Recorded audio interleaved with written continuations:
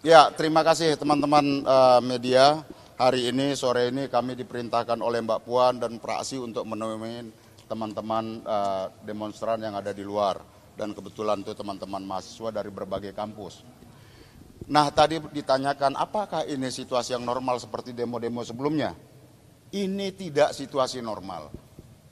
Saya menangkap aspirasi dari teman-teman, baik itu mahasiswa, elemen buruh, elemen civil society, masyarakat sipil, guru besar dari berbagai kota, ya, elemen-elemen pro-demokrasi, bergerak menentang kesemena-menaan kekuasaan yang terjadi selama ini dengan mengakali konstitusi.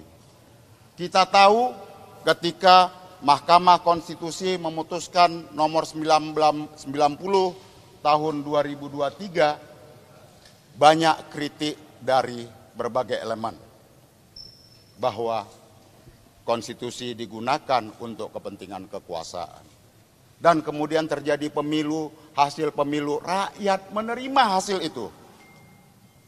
Namun kali ini, ya, kekuasaan yang zolim ingin memaksakan kehendaknya kepada rakyat dengan mengakali konstitusi dan perundang-undangan melalui dengan mengubah, ya, putusan MK nomor 90 tahun 2024 kemarin, ya, pemerintah bersama Balik kemarin sudah menyetujui yang namanya revisi Undang-Undang Pilkada. Rakyat tidak terima. Hari ini semua elemen pro-demokrasi bergerak mengingatkan kekuasaan dan menentang seluruh kejoliman itu. Maka hari ini kami bisa menangkap suasana kebatinan rakyat yang ingin konstitusi dan demokrasi itu tegak di Republik ini dan tidak ingin, ya, kekuasaan merobek-robek konstitusi, membegal demokrasi, dan memaksakan kehendak kekuasaannya atas nama konstitusi dan perundang-undangan yang dikangkangi kepada rakyat itu. Jadi kami melihat teruslah bergerak menjaga konstitusi ini. Apakah revisi undang-undang ini nanti akan dibatalkan? Kita kawal bersama-sama.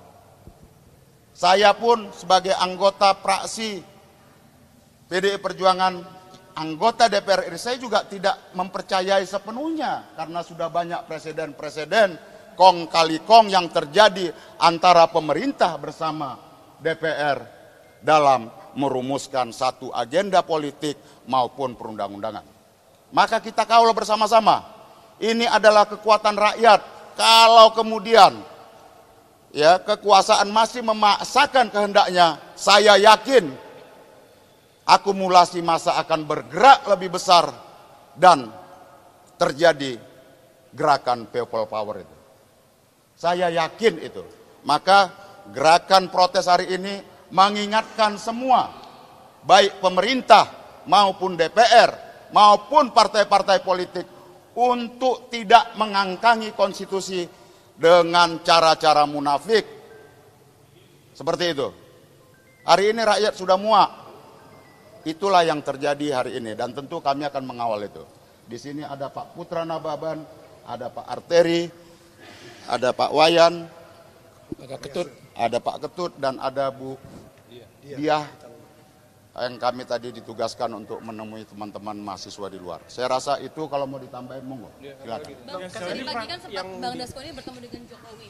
Pandangannya bagaimana Bang Matito? Ya, itu kan yang tahu Pak Dasko dan Pak Jokowi. Tapi saya pikir kita ambil positifnya lah, ya, kita berbaik sangka. Berbaik sangkanya ada peristiwa, ada tragedi kemanusiaan. Ada teman-teman yang tidak punya kepentingan apa-apa, berusaha untuk mengingatkan kita semua untuk mengawal tegaknya konstitusi. Dari pagi, bahkan dari malam sampai saat ini. Saya yakin hati Presiden Pak Jokowi terketuk. Dan mudah-mudahan, maka tadi dikatakan seberapa kuat keyakinan, saya yakin ya mungkin sangat kuat bahwa undang-undang ini tidak sampai kepada pembahasan tahap kedua. Karena saya yakin Pak Jokowi juga manusia, ya, yang punya rasa, ya, yang tahu juga asalnya dari rakyat, yang tahu juga keinginan rakyat. Dan mudah-mudahan kami semua di sini sebagai informasi, kami diperintahkan oleh Ibu Ketua DPR, Ibu Puan Maharani, untuk hadir, tidak boleh alfa sampai dengan tanggal 30 September. Artinya apa? Sampai masa sidang ini, ya, kami semua yang ada di Badan Legislasi harus siaga penuh untuk memastikan rakyatlah yang menjadi epicentrum. Jadi semua produk perundang-undangan banyak sekali akan diturunkan pada masa sidang ini dan kita pastikan akan dilakukan dengan penuh kecermatan, penuh kehatian dan kehikmatan. Apa buktinya? Buktinya pada pagi tadi, ya kan? Sepintas selalu, mudah nggak untuk diketuk paripurna? Mudah nggak? Mudah. Sangat mudah. Tapi kami mengingatkan, untuk dilakukan paripurna ada prosesnya loh. Ada rules-nya. Kita punya yang namanya tata tertib DPR. Begitu kita ingatkan apa? Akhirnya semua kan patuh. Belum quorum, belum dibamuskan, akhirnya paripurna ini ditunda. Seberapa kuat kami untuk memastikan ini bisa dibatalkan? Banyak hal. Ya, pertama dari sisi waktu. Ini tinggal nunggu hari Jumat, besok sudah Senin. Ya. Yang kedua apa? Banyak sekali peraturan yang di tahap pertama sudah disahkan, diketok. Ya. Tapi kan nggak masuk ke tahap kedua, nggak bisa disahkan di paripurna. Sebagai contoh dulu ada yang namanya KUHP dan ada produk perundang-undangan yang lain. Jadi saya mohon ya, tolong dipercayakan di DPR ini masih banyak sekali orang-orang yang baik, orang-orang yang pengen meninggalkan DPR ini untuk meninggalkan kenangan kebangsaan. Tidak terbetik satu pun. Bahkan kami ingatkan pada saat di rapat balik, kalau teman-teman hadir kemarin, kami ingatkan loh kepada 8 fraksi ya, bahwa apakah benar yang hal-hal yang sudah kita lakukan. Ya, kita ingatkan bahwa putusan MK itu final and binding.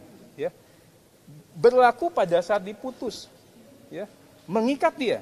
Seberapa mengikatnya? Kita punya namanya azas erga omnes. Ya, mengikat setiap orang, setiap kementerian, setiap lembaga, termasuk DPR pun terikat. Makanya apa?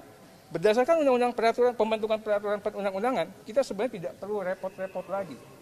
Ya, ada yang namanya prinsip akumulatif terbuka. Atas putusan itu kita tidak perlu tafsir lagi. Masukkan saja apa yang diinginkan, apa yang diatur oleh putusan MK, selesai. Tapi kan kemarin ya ada pertimbangan lain, ya akhirnya seperti ini. Ini pelajaran, kita mungkin saja punya keberanian untuk berbuat apapun. Tapi yang harus kita yakini, kita tidak bisa mengangkangi konstitusi. Kenapa? Karena itulah kesepakatan kebangsaan. Karena itulah kita semua hadir dalam suatu perahu kapal besar yang namanya Negara Kesatuan Republik Indonesia karena Undang-Undang Dasar Negara Republik Indonesia tahun 1945. Sejarah mengatakan tidak ada satupun bangsa, tidak ada satupun pemimpin yang berhasil ya sukses ya di dalam mengangkangi konstitusi. Nggak ada. Ya, kita kembali lagi untuk ini namanya pembelajaran. Mudah-mudahan ya semua terketuk dan mudah-mudahan ya apa yang diinginkan oleh rakyat, tadi kita sudah mendengar aspirasi masyarakat, aspirasi adik-adik mahasiswa, teman-teman mahasiswa ini, dan insya Allah kita istiqomah dan kita akan kawal betul, dan insya Allah juga kami berkeyakinan pembahasan tahap keduanya ya dengan perjuangan ya Pak Putra ya tidak akan dilaksanakan. Bang, kalau sampai nanti undang-undang yang disahkan, langkah apa yang akan dilakukan? Ya logikanya sekarang kan seperti ini ya.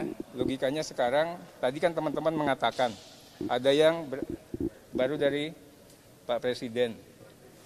Ya nanti ditanya sendiri ke Pak Dasko yang terhormat ya, pembicaraan seperti apa. Tapi saya yakin ya, pastinya yang diputus ya akan disampaikan pasti untuk ya pastinya sama dengan keinginan kita semua. Jadi teman-teman ya, saya ini dulu demonstran. Ketika datang ke DPR ini, yang ditentang itu adalah kekuasaan yang zolim, kekuasaan yang semena-mena. Sumber dan epicentrum perlawanan yang mendatangkan perlawanan rakyat hari ini, sumbernya adalah kekuasaan di istana sana. DPR ini cuma instrumennya, kita tahulah teman-teman media semua apa yang diinginkan oleh kekuasaan menggunakan tangan DPR. Dan kita lihat kemarin ketika MK memutuskan ya Presiden memanggil menteri-menterinya. Dan kemudian besoknya meluncurlah agenda pembahasan di balik ini. Kalau kita lihat runutannya. Jadi sumber epicentrum yang menyebabkan gelombang protes massa hari ini adalah karena kekuasaan yang menindas dan kekuasaan palsu yang semena-mena terhadap rakyat. Jadi itu. Terima kasih. Nggak ada worst case skenario kalau ini tetap dipisahkan gitu, Mas? Apa? Pertanyaan kita how to, bagaimana mereka bisa mengesahkan? Kalau Waktu dipaksakan, sampai ya. Jumat nih besok, ya. Besok udah Senin. Kalau begini, ya, kalau dipaksakan, disahkan, silakan rakyat datang berbondong-bondong ke gedung DPR ini, ke Istana Merdeka sana, kuasain bahwa rakyat adalah kaum patriotik yang ingin menjaga negaranya dari perampok konstitusi dan pembegal demokrasi. Saya yakin kekuatan rakyat akan menjadi garda terdepan menjaga konstitusi dan demokrasi. Saya tambahin dikit ya, teman-teman melihat bahwa apa yang terjadi kemarin merupakan sebuah proses yang sangat membuat kita frustrasi. Saya tidak pernah melihat undang-undang bisa sebegitu cepatnya, dari mulai raker, panja, timus, timsin, panja lagi sampai diputuskan dalam waktu yang sangat singkat dari jam 10 sampai jam 5. Tapi kami yang pro pada konstitusi menyuarakan pandangan kami, dibacakan oleh Pak Nurdin.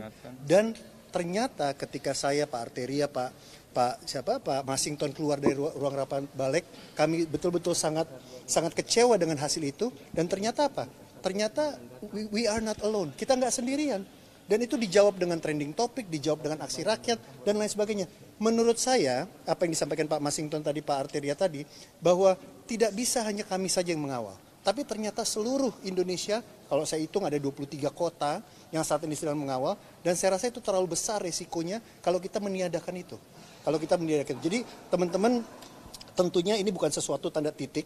Ini adalah koma yang harus kita kawal. Kita kawal Jumat, tadi Pak Mas itu bilang hari Senin dan lain sebagainya. Tetap akan kita kawal sampai pada akhirnya nanti. Itu aja yang mau saya tambahkan.